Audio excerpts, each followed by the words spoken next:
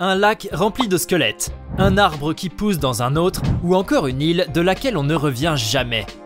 Installez-vous confortablement. Aujourd'hui, nous vous ferons voyager pour découvrir ces 8 endroits mystérieux que même les scientifiques n'ont pas réussi à expliquer. Partons à présent pour une île. Finalement, après réflexion, restez chez vous. Il vaudrait mieux, croyez-moi. Mais pendant que vous êtes confortablement assis sur votre canapé, laissez-moi vous parler de cette île mystérieuse de laquelle personne n'est jamais revenu. Enfin, si toutefois vous êtes tenté d'en savoir plus sur cet endroit terrifiant. Quelque part entre le Kenya et l'Éthiopie se trouve un merveilleux lac appelé Rudolf. Sur ce lac se trouve une mystérieuse île maudite, connue sous le nom d'Envightnet, signifiant sans retour. Vous avez déjà les frissons? Attendez, vous n'avez encore rien vu.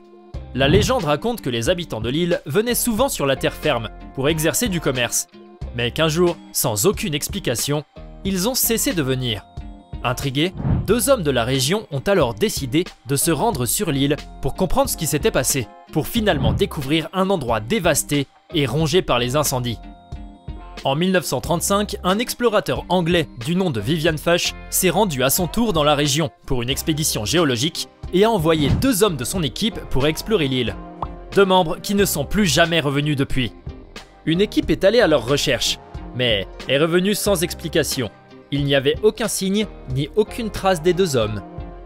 Vous me direz qu'il est facile de résoudre ce mystère. Il suffit d'envoyer de grandes équipes de recherche qui soient parfaitement équipées pour étudier les lieux, retracer l'histoire et voir s'il y a eu des événements étranges au cours des 80 années écoulées depuis la disparition des 2 scientifiques. Seulement voilà, personne n'a envie d'y aller, à moins que vous. Sinon, si vous voulez quand même tenter le coup, sachez que vous avez de grands risques à prendre. L'île Envightnet ne porte pas son terrible nom pour rien, mais maintenant, vous connaissez son existence et son histoire. C'est comme si vous y étiez déjà allé, sauf que vous êtes toujours vivant et avachi sur votre canapé. N'est-ce pas mieux? Vous devez certainement avoir déjà vu des arbres rares, fascinants, époustouflants par leur taille et leur beauté. Mais avez-vous déjà eu l'occasion de voir un arbre à l'intérieur d'un autre? Je parie que vous allez me répondre que non, car pour vous, cela est tout simplement inconcevable. Et pourtant, c'est exactement ce que nous allons vous montrer aujourd'hui. Regardez bien cet arbre, on l'appelle Bialbero di Casorso. Initialement, il s'agit d'une plante non parasitaire du nom d'épiphyte. Généralement, les épiphytes sont petits de taille et peuvent prendre la consistance et la forme de mousse, de lichen ou de fougère. Mais il y a de rares cas où ils poussent plus que d'habitude. Désirez-vous en savoir davantage sur ce phénomène? Pour cela, il va falloir que nous partions en Italie, à Piemonte plus exactement. Vous allez voir, le voyage vaut le détour. Dans la région de Piemonte, précisément à Asti, cet épiphyte, connu sous le nom de Bialbero di Casorso, est le curieux mariage entre un mûrier et un cerisier. Contrairement à ce que l'on pourrait croire, ces 2 arbres ne sont pas greffés. C'est le cerisier qui a décidé d'élire domicile au cœur du mûrier. Généralement, ce type d'union n'est pas rare dans la nature. Dans des cas pareils, les arbres ne grandissent pas et finissent même par mourir en raison d'un manque de nutriments. Dans le cas de Bialbero di Casorso, les 2 arbres sont splendides, épanouis et majestueux. Étrangement, les 2 congénères semblent même parfaitement se porter. Et rien ne laisse croire que l'un empiète sur la croissance de l'autre. Bien sûr, vous vous doutez bien que nous n'avons pas d'explication à ce phénomène. Cependant, les plus romantiques pensent que ce serait l'œuvre d'un oiseau qui aurait laissé tomber un noyau de cerise au sommet du mûrier. Oui, je sais qu'aller jusqu'en Italie demande du souffle, mais ça en vaut la peine, n'est-ce pas? Maintenant que vous savez qu'un arbre peut pousser à l'intérieur d'un autre, vous pourrez faire l'intello lors de votre prochain cours de sciences. On ne sait pas si vous aimez les films d'horreur, mais cet endroit-là a de quoi glacer le sang. D'ailleurs, rien que son nom fait froid dans le dos, très froid même. Maintenant, demandez-vous, quel lien y a-t-il entre un lac, le froid et l'horreur? Venez avec moi, une petite balade givrée s'impose. Brrr, il fait pas très chaud, je sais, mais soyez patient, ça vaut le coup. Cependant, il faudra garder votre sang-froid. Situé à quelques 5000 mètres d'altitude dans les montagnes de l'Himalaya indien, ce lac glaciaire de 2 mètres de profondeur ne dégèle qu'1 mois par an. S'il attire autant les touristes, ce n'est certainement pas à cause de son eau vert bleuté, mais pour le mystère qui l'entoure, car en dégelant, le lac révèle des choses assez étranges. Bon, on ne va pas y aller par 4 chemins. Cet énigmatique plan d'eau regorge de restes humains, d'où son joli nom, le lac des squelettes, ou Robkund si vous préférez. Cet étrange lac nourrit les théories les plus folles chez les scientifiques depuis des décennies. La théorie la plus récente, basée sur des échantillons, pouvait évaluer l'âge des ossements à 1200 ans. Elle laissait croire que les défunts faisaient tous partie d'une même lignée sud-asiatique et conduisait à l'hypothèse qu'ils étaient tous décédés au cours d'un même événement. Mais une nouvelle étude est venue tout chambouler. Elle démontre en effet, en se basant sur des échantillons d'ADN prélevés, que le site abrite plusieurs tribus et que les corps sont arrivés à plusieurs moments de l'histoire, répartis sur plusieurs centaines d'années. Autre élément, c'est que selon les analyses, près de 14 individus semblaient être originaires de Méditerranée orientale. Leur ADN présente en effet des similarités avec celui des habitants de Crète. Plus le temps passe, plus le mystère s'épaissit autour de ce lac. D'autant plus qu'aucune trace de virus ni de maladie n'a été détectée, ce qui prouve que chaque individu est mort à cause d'un motif différent. Ce n'était pas non plus une bataille, puisqu'aucune trace d'armes, ni de blessures, ni de sang n'a été prélevée. D'ailleurs, parmi les défunts se trouvaient des squelettes d'enfants et de vieillards, donc la théorie de la guerre est à évincer complètement. Alors, cette petite virée express vous a glacé de peur, c'est normal. Mais bon, l'avantage c'est qu'actuellement, vous êtes bien installé au chaud chez vous et que vous avez les éléments nécessaires pour tenter d'élucider ce mystère, qui reste plus entier que jamais. Avec un peu de travail et de recherche, vous arriverez peut-être à le percer et deviendrez célèbre pour ça. Après avoir appris beaucoup de choses sur le fameux Bialbero di Casorso de tout à l'heure, vous pensez maintenant tout savoir des arbres, même des plus bizarres. Et non, pas tout à fait. Il existe des arbres encore plus mystérieux. Vous voulez les voir? Suivez-moi. Cette fois, on part pour Slope Point, un lieu situé à l'extrême sud de l'île du Sud de Nouvelle-Zélande, là où trônent de spectaculaires arbres.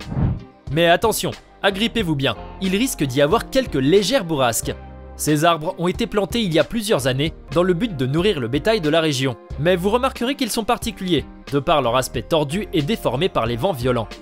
En réalité, ces arbres ont grandi en étant constamment balayés par les conditions rudes de l'océan austral. Ainsi, ils ont naturellement une orientation vers le nord, de façon à offrir une moindre résistance au vent, qui sévissent dans cette région du globe. Oups, décoiffé? C'est pas grave. Vous allez retourner chez vous, les cheveux hirsutes, mais la tête bien remplie. Fermez les yeux. Imaginez-vous au Pérou, au bord d'une belle rivière. Vous avez soudainement envie d'une petite baignade. Alors, vous vous préparez à mettre le pied à l'eau. Oula, stop, attendez, n'avancez plus, cette rivière est dangereuse. Votre cerveau bouillonne et vous brûlez d'envie de savoir pourquoi. Cette mystérieuse rivière de 25 mètres de large pour 6 mètres de profondeur, située en plein cœur de l'Amazonie, est en ébullition. Elle est connue sous le nom indigène de Chanet Timpishka, qui signifie bouillie avec la chaleur du soleil. Une appellation largement méritée, puisqu'en effet, son eau bout à 86 degrés. Rien à voir avec les sources chaudes du parc national Yosemite aux États-Unis ou celles d'Islande. Là-bas, la géothermie joue un rôle fondamental dans le réchauffement de l'eau, alors que dans cette rivière, les formations volcaniques les plus proches se trouvent à plus de 700 km, ce qui crée un grand mystère autour de ce phénomène.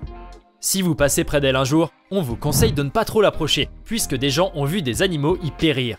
Et pendant que vous êtes tranquillement assis en train d'imaginer cette scène morbide, des scientifiques ont le cerveau qui travaille sans relâche afin de trouver une explication plausible à ce phénomène hors du commun. Alors, toujours envie de faire trempette? Vous voilà maintenant au volant de votre voiture, en train de rouler quelque part au Canada. Vous vous apprêtez à aborder une pente, mais avant d'appuyer sur l'accélérateur, vous vous rendez compte que la voiture monte toute seule. Bizarre? Non, vous êtes juste en train de traverser la côte magnétique de Moncton. Troisième attraction naturelle la plus visitée au Canada, la pente de Moncton interpelle, fascine et intrigue. Les véhicules qui s'y aventurent remontent la pente même avec le moteur éteint. Vous vous sentez comme tiré par une force naturelle extraordinaire. On a cru pendant longtemps que le phénomène était lié à des puissances occultes ou à des aimants cachés dans la nature. Ce n'est que récemment qu'un scientifique japonais, nommé Kokichi Sugihara, a percé le secret de la pente. Il a établi que le phénomène n'était en réalité qu'une illusion d'optique géante. Retournant, n'est-ce pas? Beaucoup osent descendre de leur véhicule pour le voir gravir tout seul la pente. Mais si vous vous amusez à faire pareil, votre voiture risque de finir à la ferraille. Puisqu'au final, une fois atteint le sommet, ou le bas, elle finira par percuter quelque chose. En voilà une bien bonne à apprendre à vos amis de l'auto-école. Il vous est impossible d'imaginer que l'eau et le feu puissent parfaitement cohabiter? Détrompez-vous. Voici la preuve qui vous fera repenser à tout ce que vous avez appris en cours de physique. Vous brûlez d'envie d'en savoir un peu plus? Cette fois-ci, il faudra aller du côté de New York dans le parc Chestnut Ridge, situé à Orchard Park. Ce dernier abrite une flamme éternelle naturelle derrière des chutes d'eau. Bien qu'elle ne soit pas unique en son genre, puisque l'on compte une centaine de flammes éternelles dans le monde, la flamme de Chestnut Ridge Park reste un grand mystère. On raconte qu'elle a été allumée il y a des milliers d'années par les Amérindiens. On a d'abord pensé à une fuite de gaz qui vient du sol, mais les rochers sous la flamme ne sont pas assez chauds pour produire une réaction chimique. On a pensé ensuite que le gaz pouvait provenir d'autre part, mais pour l'heure, aucun scientifique n'a réussi à prouver cette hypothèse. N'essayez pas de l'éteindre, au risque de vous brûler les ailes car cette flamme ne s'éteindra jamais. Alors, autant rester chez vous, à tenter de trouver l'explication scientifique à ce phénomène étrange, ce serait plus sage. Et voilà de quoi épater vos amis. Imaginez un instant qu'on vous transporte du fond de votre chambre au temple de Aïndara. Quoi? Vous ne connaissez pas cet endroit? Allez, on vous y emmène sans plus tarder. Par contre, il faudra faire attention où vous mettez les pieds. Ce n'est pas un endroit très sécurisé. En effet, ce site archéologique néo-hittite datant du Xe siècle avant Jésus-Christ se situe en Syrie, à 67 km d'Alep. Maintenant que vous y êtes, admirez sa beauté, enfin ce qu'il en reste. Le site a été découvert en 1954 et fait depuis 1962 l'objet de fouilles archéologiques. Pourquoi? Eh bien pour tout le mystère qui l'entoure. Le temple s'étendait sur une surface de 50 hectares, comportait des vestiges monumentaux tels que des lions en basalte, des sphinx majestueux, les murs étaient ornés d'orthostates et puis le plus important, ce sont les immenses empreintes de pieds qui marquaient l'entrée du temple et qui symbolisaient la présence de Dieu dans l'enceinte. Mais malheureusement, vous ne verrez pas plus que cela, puisque depuis 2018, le temple a été touché par des frappes aériennes de l'armée turque, qui l'ont détruit à 60%. Alors, que pensez-vous de ces 8 endroits incroyables? Lequel vous a le plus étonné? Saviez-vous qu'il existait des endroits pareils dans le monde? Donnez-nous votre sentiment dans les commentaires. Et si cette vidéo vous plaît, n'oubliez pas de mettre un pouce bleu, de vous abonner à la chaîne et d'activer la cloche pour recevoir toutes les notifications et ne rien manquer de nos prochains contenus.